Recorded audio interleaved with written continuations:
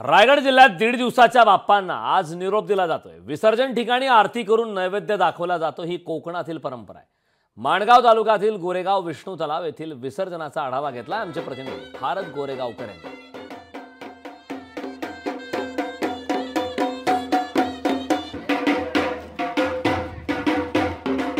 कोकणासह रायगड जिल्ह्यामध्ये आता घरगुती 1.5 दिवसीय बाप्पांना निरोप देण्याची वेळ आलेली आहे। दृश्यांमधून आपण पाहू शकताय बाप्पांना या ठिकाणी आपण पाहिलं तर 1.5 दिवस बाप्पाचा सहवास लाभल्यानंतर 1.5 दिवसाचं पूजन झाल्यानंतर काल आगमन झालं होतं आणि आज 1.5 दिवसानंतर बाप्पांना निरोप देताना कुटुंबीय या ठिकाणी दिसत आहेत। 1.5 दिवस बाप्पांच्या सहवासामध्ये वास्तवात राहिल्यानंतर जड अंतःकरणाने आणि त्याचबरोबर भावपूर्ण वातावरणामध्ये बाप्पाला निरोप देताना लोक या ठिकाणी पाहायला मिळतात। ही दृश्य आपण जी पाहताय ही दृश्य आहेत विष्णू तलावातली माणगाव तालुक्यातली। बाप्पाच्या विसर्जनासाठी तलावावरती आणल्यानंतर ही आरती आहे, शेजारती म्हणतो, ही आरती शेवटची या ठिकाणी घेतली जाते।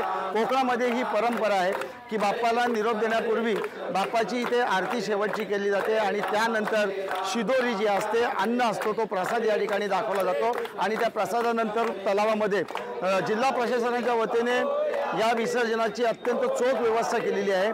कुठेही कोणती दुर्घटना घडू नये याची काळजी घेतलेली आहे आणि एकंदरीतच पाण्यामध्ये जे पोहण्यामध्ये सराईत आहेत अशाच सराईत माणसांना, अशाच सराईत व्यक्तींवरती या तलावात असतील नदीपात्रामध्ये उतरण्याची जबाबदारी दिलेली आहे। व्हिडिओ जर्नलिस्ट ओम गोरेगावकरसह भारत गोरेगावकर, लोकशाही मराठी, रायगड।